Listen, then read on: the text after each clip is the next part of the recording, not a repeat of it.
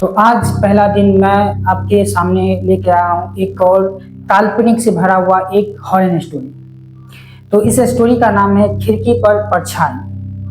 अब होता क्या है इसमें, चलिए आपको सुनाते हैं। इसमें एक लड़की है रिया, उसके बारे में बताया गया है। जब रात को रिया 2 बजे अपने कमरे में अकेले पढ़ रही थी, तभी बिजली चली गई और कमरे में मोमबत्ती जल रही थी।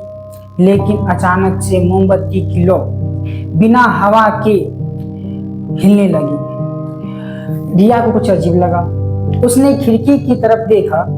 बाहर बहुत ही सन्नाटा छाया हुआ था, लेकिन बारिश भी हो रही थी।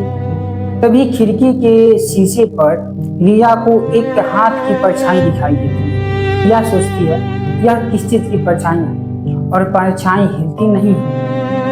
वह साफ 5 उंगलियों का अलग अलग निशान दिख रहा था। रिया की सांसें रुक गई। उसने धीरे धीरे फुसफुसाकर कहा, कोई है? जवाब में रिया को मिलता है उसका जो दरवाजा होता है ना, चरमराया। हालांकि उसने दरवाजा को बंद कर रखी, लेकिन मोमबत्ती भी थोड़ी देर के बाद बुझ जाती है। उसे एक हल्की सी सिसकी सुनाई देती है, जैसा कि कोई छोटा सा बच्चा रो रहा, और वह बच्चा रिया के कमरे के भीतर ही रो रही थी। रिया डर के मारे दुबक के अपने बिस्तर पर सो गई, आंखें कसकर बंद कर ली।